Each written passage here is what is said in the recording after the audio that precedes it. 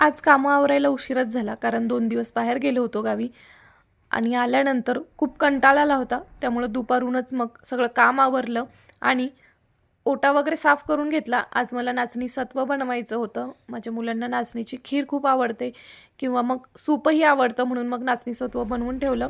नाचणी पाण्यात भिजवून मोड आणून घेतली आणि उन्हात वाळवली आणि मिक्सरला लावून बारीक वाटून घेतली, डब्यामध्ये भरून ठेवली.